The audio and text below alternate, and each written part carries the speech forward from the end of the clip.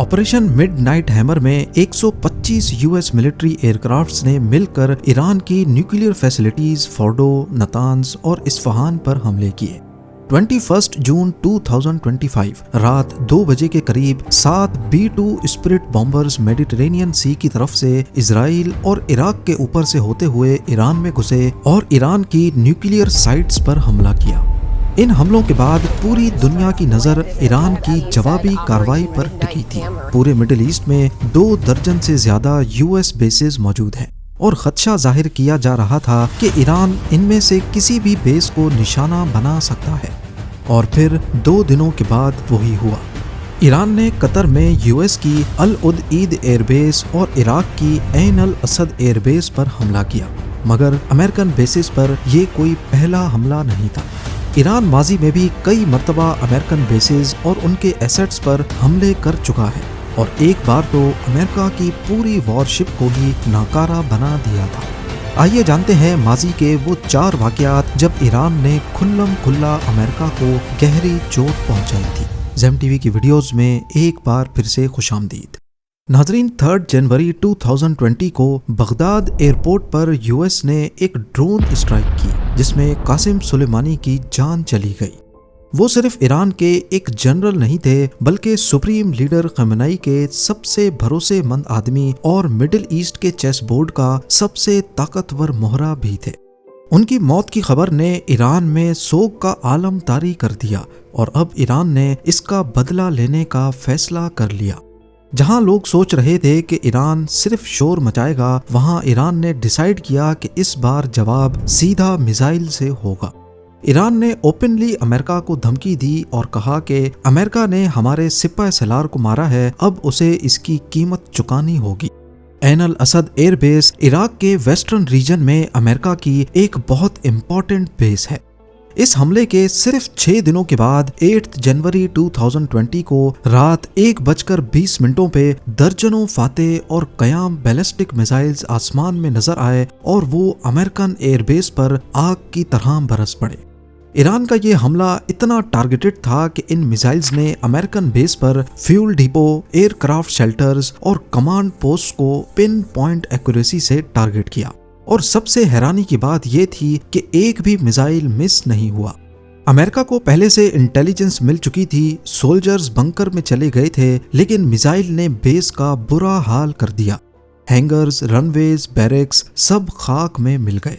पहले तो यूएस ने बोला कि कोई कैजुअल्टी नहीं हुई, लेकिन बाद में पता चला 100 से ज्यादा अमेरिकन सोल्जर्स को ट्रॉमेटिक ब्रेन इंजरीज हुई हैं। उनका नर्वस सिस्टम हिल गया था, कई सोल्जर्स की आंखों के सामने अंधेरा छा गया और कई बेहोश हो गए। लेकिन ईरान की दिलेरी दुनिया को तब नजर आई जब इस हमले की जिम्मेदारी ईरान ने खुल्लम खुल्ला कबूल की और कहा कि ये सिर्फ एक वार्निंग थी, अगर आगे बढ़े तो इससे भी बड़ा हमला होगा। अमेरिका ने इब्तदाई तौर पर इन मिसाइल हमलों के असर को मामूली जाहिर करने की कोशिश की। डोनाल्ड ट्रंप, जो उस वक्त अपने पहले टेन्योर में अमेरिका के प्रेसिडेंट थे, ऑल इज वेल कहकर मामले को दबाने की कोशिश करते रहे। लेकिन ग्राउंड पर सैटेलाइट इमेजेस, सोल्जर्स की वीडियोस और बिफोर एंड आफ्टर विजुअल्स ने सब कुछ एक्सपोज कर दिया। ईरान ने उस वक्त भी कहा कि अगर हम चाहते तो अमेरिकन सोल्जर्स के बैरक्स को टारगेट करते, लेकिन हमारा मकसद जान लेना नहीं, एहसास दिलाना था। इस हमले के बाद दुनिया ये देखकर दंग रह गई कि ईरान ने खुल्लम खुल्ला अमेरिकन बेस पर मिसाइलों की बारिश की और आगे से अमेरिका खामोश तमाशाई बना रहा। इससे 1 साल पहले भी एक ऐसा वाकया हुआ था जब ईरान ने अमेरिका को मुंह तोड़ जवाब दिया। जून 2019 की एक पुरसुकून रात के दौरान ईरान की एयर स्पेस में 6000 करोड़ रुपयों का एक American drone RQ-4 global hoc दाखिल हो गया। लेकिन सिर्फ 20 सेकंड्स के अंदर अंदर ईरान ने अमेरिका के इस फख्र को आग में बदल दिया। हुआ कुछ यूं था कि 2019 में भी अमेरिका और ईरान के बीच टेंशन्स काफी हद तक बढ़ चुकी थी। उस वक्त भी डोनाल्ड ट्रंप ही अमेरिका के प्रेसिडेंट थे और उन्होंने ईरान पर सख्त सैंक्शंस लगा दिए थे। दूसरे मुल्कों को मना कर दिया कि कोई भी ईरान से तेल ना खरीदे। इसकी वजह से ईरान की ऑयल एक्सपोर्ट्स तकरीबन 0 के बराबर हो गई थी। इन सैंक्शंस की वजह से ईरान भी चुप नहीं था। पर्शियन गल्फ के अंदर ऑयल टैंकर्स की वेसल्स पर छुप छुप कर ईरानी प्रॉक्सीज के जरिए हमले हो रहे थे। अमेरिका ने ईरान के अंदर मिलिट्री मूवमेंट्स की जासूसी के लिए स्पाई ड्रोन का सहारा लेने का फैसला किया। यूएस नेवी का RQ-4 ग्लोबल हॉक एक अनमैन्ड ड्रोन ईरान की साहिली हदूद में दाखिल हो गया। इस ड्रोन का काम था आसमान से दुश्मन की हर हरकत पर नजर रखना और बराह रास्त यूएस कमांड को इत्तला देना। ये ड्रोन ईरान की हदूद में 60,000 फीट्स पे फ्लाई कर रहा था, जहां पर आम एयर डिफेंस सिस्टम काम ही नहीं करते। ईरान ने अपना सेवुम खुर्दाद मिसाइल सिस्टम यूज करते हुए ड्रोन को लॉक किया और फायर कर दिया। अमेरिका के वहमो गुमान में भी नहीं था कि ईरान का मिसाइल सिस्टम 60,000 फीट्स तक काम करेगा। नतीजा ये निकला कि मिसाइल सीधा ड्रोन के सेंटर में लगा और पर्शियन गल्फ के ऊपर आसमान आग की रोशनी से चमक उठा। ईरान के मुताबिक ये ड्रोन उनकी समंदरी सरहद के 15 किलोमीटर अंदर घुस चुका था, लेकिन यूएस का कहना था कि ड्रोन इंटरनेशनल एयर स्पेस में ही था। पहले तो ट्रंप ने ईरान पर एयर स्ट्राइक्स करने की धमकी दी, लेकिन फिर कोई एयर स्ट्राइक नहीं हुई। आइए अब चलते हैं 1987 में। ईरान इराक वॉर के दौरान पर्शियन गल्फ में बहुत ज्यादा टेंशन्स फैल गई थी। ईरान कुवैती ऑयल टैंकर्स को पर्शियन गल्फ में निशाना बना रहा था, जिसकी वजह से पूरी दुनिया में ऑयल का बहरान पैदा होने का खदशा था। यही वो वक्त था जब अमेरिका ने ऑपरेशन अर्नेस्ट विल लॉन्च किया, जिसमें यूएस नेवी की वॉरशिप्स कुवैती ऑयल टैंकर्स को प्रोटेक्शन देती और एस्कॉर्ट करके बाहिफाजत अरेबियन सी तक पहुंचाती। 1 साल तक चलने वाला ये ऑपरेशन वर्ल्ड वॉर 2 के बाद यूएस नेवल कॉन्वॉय का सबसे बड़ा ऑपरेशन था। लेकिन अमेरिका के ऑपरेशन के बावजूद टेंशन्स कम नहीं हुई। तब अमेरिका ने कुवैती ऑयल टैंकर्स को रीफ्लैग करने की परमिशन दे दी, यानी कुवैत के कई टैंकर्स पर कुवैती फ्लैग हटाकर अमेरिका का फ्लैग लहरा दिया गया और फिर ऐलान किया गया कि अमेरिकन फ्लैग वाली शिप पर अगर ईरान ने हमला किया तो ये अमेरिका पर हमला तस्वुर किया जाएगा।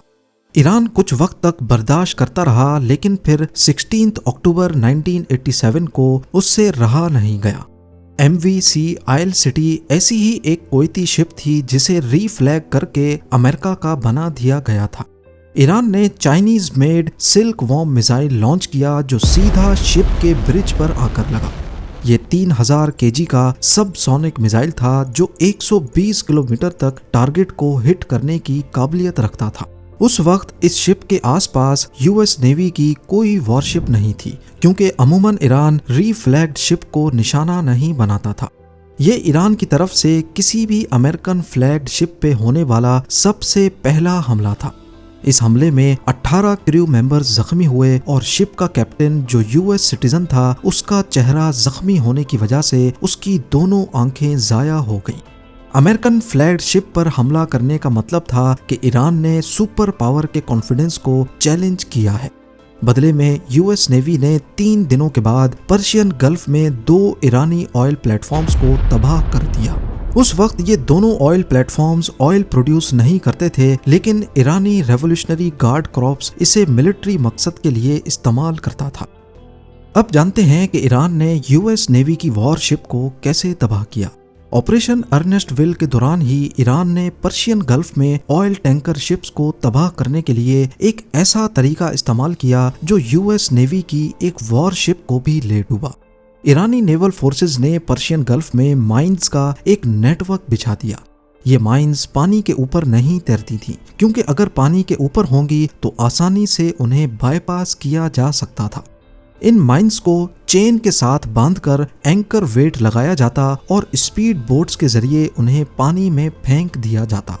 चेन की लंबाई इतनी रखी जाती कि माइन सरफेस से 5 मीटर नीचे तैरती रहे, क्योंकि बड़ी शिप्स का हल सरफेस से 10 मीटर नीचे होता है। यानी माइन सिर्फ तब फटेगी जब कोई भारी शिप उसके ऊपर से गुजरेगी। 14 अप्रैल 1988 को ऑपरेशन अर्नेस्ट विल के दौरान ही एक यूएस नेवी की गाइडेड मिसाइल वॉरशिप, जिसे यूएसएस सैमुअल बी रॉबर्ट्स कहा जाता था, ऑपरेशन में हिस्सा लेने के लिए अभी अभी पहुंची ही थी कि पर्शियन गल्फ के बीच में वो ईरानी कॉन्टैक्ट माइन का शिकार हो गई। यूएस नेवी की शिप का हल 21 इंच तक खुल गया, इंजन रूम में पानी भर गया और 2 टरबाइन्स खराब हो गए। $1500 की माइन ने $190 मिलियन की शिप का बेड़ा गर्क कर दिया। इस हमले के बाद उस एरिया को अच्छी तरह सर्च करने पर यूएस नेवी को ईरानी माइंस का बिछाया हुआ एक पूरा नेटवर्क मिल गया। 4 दिनों के बाद यूएस फोर्सेस ने ईरान पर जवाबी वार किया। यूएस शिप्स, एयरक्राफ्ट्स और ट्रूप्स ने 2 ईरानी ऑयल प्लेटफॉर्म्स और एक ईरानी IRIS सहंद नामी वॉरशिप को तबाह कर दिया। इस हमले में एक यूएस मेरीन का हेलीकॉप्टर जबकि 2 पायलट्स मारे गए। इतिहास गवाह है कि जब से ईरान में प्रो अमेरिकन गवर्नमेंट का खात्मा हुआ है, ईरान पर मुख्तलिफ सैंक्शंस लगाने और उनके खिलाफ घेरा तंग करने के बावजूद वो अमेरिका जैसी सुपर पावर को भी जवाब देने में कतराते नहीं है। इस बारे में आपकी क्या राय है, मुझे कमेंट सेक्शन में ज़रूर बताइएगा। उम्मीद है जेम टीवी की ये वीडियो भी आप लोग भरपूर लाइक और शेयर करेंगे। मिलते हैं अगली शानदार वीडियो में।